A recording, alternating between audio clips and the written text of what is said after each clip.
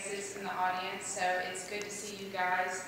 I always feel better when I look out and see friends. I get nervous when I'm supposed to be the keynote speaker. I know a lot of y'all, I'm more of an instructor and a teacher, and I do a lot of trainings. I think myself a stand-up comedian a lot. So when Leslie told me I had 10 minutes, I thought I have enough jokes to fill 10 minutes, I think, maybe. So I do get nervous kind of in the keynote world, so y'all pardon my nerves. Typically, keynote addresses are like climb something or cross something or survive something and write a book about it. I am a single mother of 2 teenage boys, so I'm a survivor. Or maybe they're the survivor. So I have not killed them yet. One is graduating this year, this spring. I believe, maybe, he's going to Auburn University, War Eagle. Maybe not, that can change. Maybe when I get home, he'll tell me something different. So I've got one that's graduating and one that's in the 10th grade. They're great boys. So I am a proud mom, but I have survived that. And I think they act, I told somebody this earlier, they begin to be horrible, right, just before they graduate from high school. Is that because then you do not mind when they leave? I mean, is that right? Do you guys get to have them when they're like, Shannon, are you going to miss him? No. No? You can go. You can go today. Yeah, I'm not going to say. So all of that being said, when I thought about what I wanted to talk to you guys today, and officially y'all are my second keynote speech.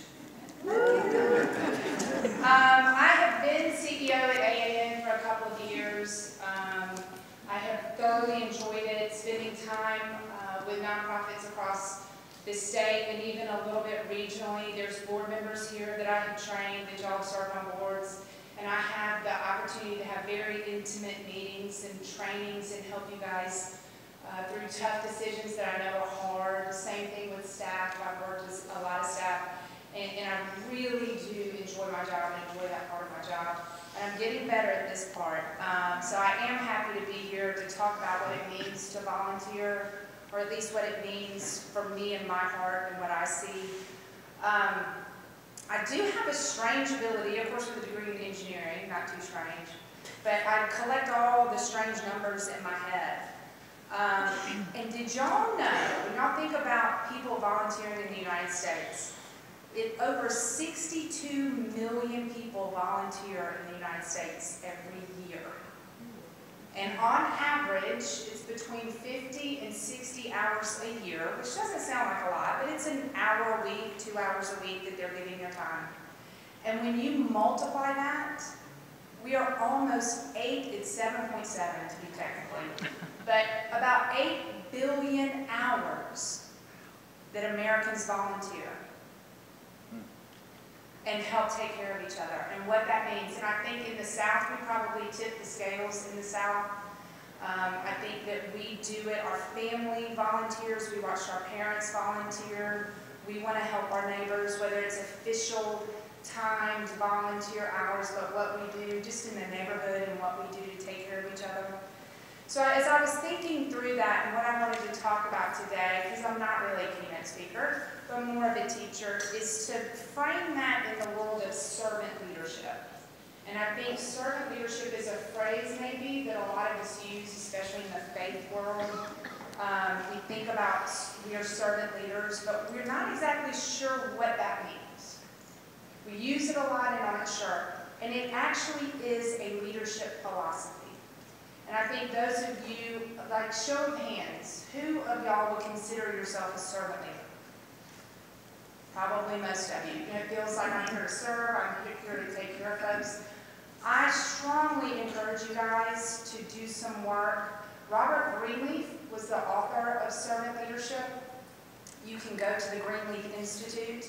But I encourage you guys to really study that leadership philosophy and what it means. I practice servant, and I say I practice servant leadership because I'm not great at it yet. I'm getting there. But it is based in Christianity. It's not just based. It is a Christian model. You'll recognize it when you read it. And one of the things that Greenleaf, Robert was an executive with AT&T and studied teams inside the corporation. And he realized that the teams that were most successful had leaders that served first. And then he wrote the essay, Leader as Servant, then became Servant Leadership. So I encourage you guys to research it and go through it. I'm going to tell you quickly about it. There are 5 benchmarks in servant leadership: love, empowerment, vision, humility, and trust. And most of those make very clear sense in that faith world. The one that really meant something to me is Robert Greenleaf's definition of trust is the ability to listen to another person and be changed by what you hear. Now, I had to eat a lot of ice cream and maybe a couple glasses of wine to figure that one out. You know, that you really sit with it. I don't think these days we move. Did they find it? Did they lose it? It's the ability to listen to another person and be changed by what I hear. The trust lies within me. And that's when you can change the world.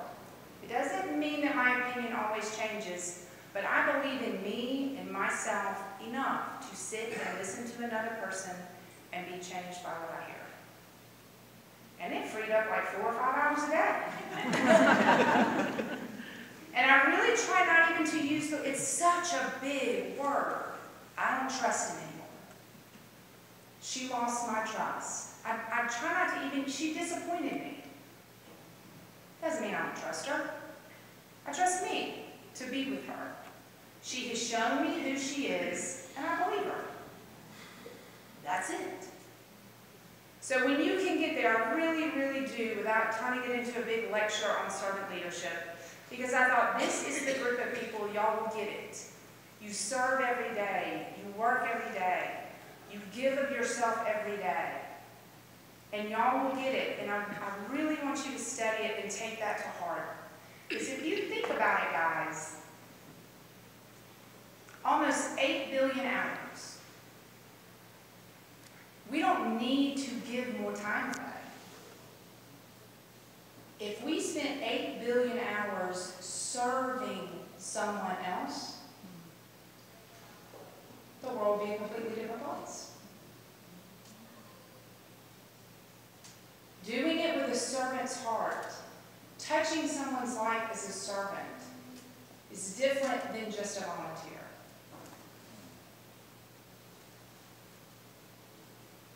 And that is when I practice servant leadership, it is ego-less. It's not about you. It is about the people who are following. Of course, if you turn around and nobody's back there, that just means it's nutso, right? So make sure there are people back there following you first. Number one, if they're back there, and you decide servant leadership is a philosophy that feels good to you, to practice it and study it, because they're your responsibility. If you change with the wind every day, if it doesn't make sense to them, if they don't understand you, you're not going to hurt yourself. You're going to hurt the people who are behind you. So find a leadership philosophy that you believe in and that is a good fit, and study it, and keep up the good work. Our sector, the nonprofit sector, changes lives.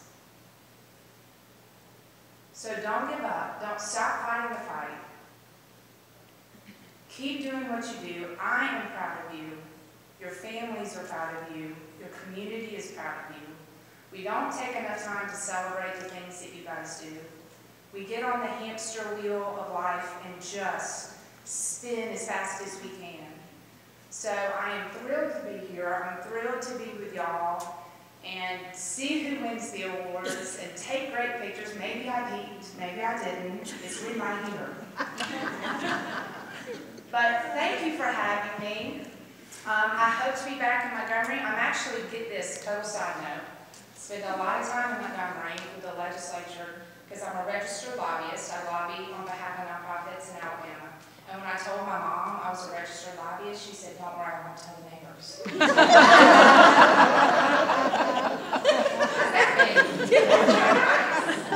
So, I'm in Montgomery a great deal. You guys can always find me.